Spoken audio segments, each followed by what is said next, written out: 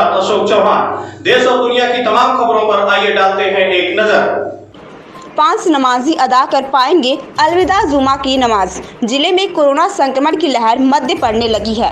ऐसे में रोजेदारों को उम्मीद थी कि अलविदा जुमा की नमाज में अधिक नमाजी शामिल हो सकेंगे, मगर जिला प्रशासन ने नई गाइडलाइंस जारी कर स्पष्ट कर दिया है कि गत वर्ष लगे लॉकडाउन की तर्ज पर मस्जिदों में इमाम मुअज्जिन सहित केवल 5 लोग ही 5 वक्ता नमाज अदा कर सकेंगे। यह नियम अलविदा जुमा पर भी लागू होगा। मस्जिद कमेटी के लोगों संग बैठक कर थाना व चौकी प्रभारियों ने उन्हें नए नियमों की जानकारी देते हुए सहयोग की अपील की। रमजानुल मुबारक का आखिरी असरा चल रहा है।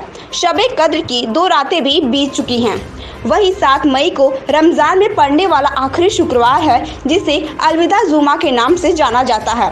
पिछले रमजान की तरह इस बार भी कोरोना संक्रमण का खतरा कहीं और है। ऐसे में अलविदा जुमा की नमाज संशोधित नियमों के तहत अदा होगी। ऐसे में बात की जाए तो मस्जिदों में पूरी क्षमता के आधे से कम नमाजियों को ही कोविड-19 नियमों के तहत नमाज अदा करने की छूट थी, लेकिन लॉकडाउन की अवधि और मृत्यु दर में कमी न होने के चलते नियमों में कुछ फेरबदल कर दिए गए हैं। अलविदा जुमा को जहां मस्जिदों में पांव रखने तक की जगह नहीं होती थी और सफ़े मस्जिद के भीतर से लेकर बाहर सड़कों तक पहुंच जाती थी, वहीं पिछली बार की तरह इस बार भी कोरोना ने रोजेदारों को पूरे रमजान घरों में ही कैद रखा है। वहीं मस्जिद ग्यारवापी से लेकर मस्जिद दायम खान पुलिस लाइन, मस्जिद लंगड़े हाफिज नई सड़क, मस्जिद खरबूजा सहित जामा मस्जिद, नदेशर मस्जिद, लाट शरह आदि में अलविदा जुमे की नमाज इमाम सहित 5 नमाजों में ही अदा होगी।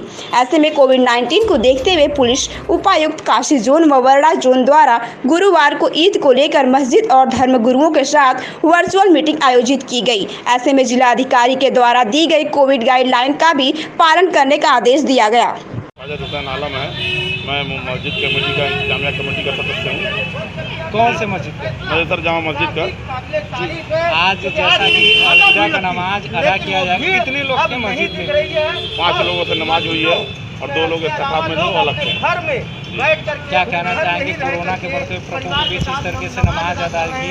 अल्पसंख्यक समाज, मुस्लिम समाज पूरी तरीके से सरकार के साथ है। कोरोना की महामारी में हम चाहते हैं कि किसी प्रकार से हम लोग तो अपनी जिम्मेदारी समझ रहे हैं, सरकार भी अपनी जिम्मेदारी समझे और पूरे देश के जनता को, हिंदू मुस्लिम सभी भाइयों के लिए हम लोग दुआ कर रहे हैं कि ये महामारी ख़त्म हो और पूरे देश की जनता का सरकार ख्याल करे। चुनाव उनाव छोड़ करके बस इलाज और बस इलाज के चक्कर में लगे, लोगों की रोजी रोटी के चक्कर में सरकार लगे, रोजों के घर खाना हो। हम लोग भी अल्लाह से दुआ कर रहे हैं कि जल्द से जल्द देश में खुशहाली लौटे और हम लोग सरकार के साथ है, सरकार के हर फैसले के साथ है। कोरोना की महामारी के खिलाफ हर फैसले के साथ हैं हम लोग कांग्रेस समाज के लोग।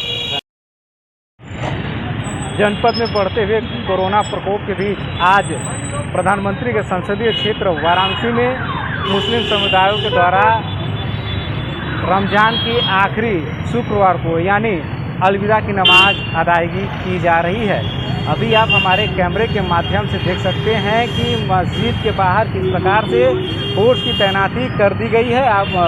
आपको बता दें कि कोरोना गाइडलाइन के अनुसार मस्जिद में सिर्फ 5 लोगों को ही नमाज पढ़ने का अनुमति शासन के द्वारा दिया गया है, जिसका बखूबी मुस्लिम समुदाय के द्वारा पालन किया जा रहा है। मस्जिद के अंदर सिर्फ और सिर्फ 5 लोग नमाज पढ़ रहे हैं। आपको बता दें प्रधानमंत्री का संसदीय क्षेत्र वाराणसी में भी इन दिनों कोरोना का प्रकोप अपने चरम सीमा पर है, जिसको देखते हुए जिलाधिकारी Varanasi, commissioner of police Varanasi के द्वारा स्पष्ट तौर पर मुस्लिम समुदाय के लोगों को के साथ बैठक कर निर्देशित किया गया था कि कोरोना के बढ़ते हुए प्रकोप को रोकने के लिए मस्जिद में सिर्फ और सिर्फ 5 लोगों की मौजूदगी में ही नमाज अलविदा का अदा की जाएगा। पूरी की पूरी प्रशासन, यहाँ पे जिला प्रशासन मुस्तैद है किसी भी अप्रिय घटना को रोकने के लिए। वाराणसी से तौफीक खान की रिपोर्ट।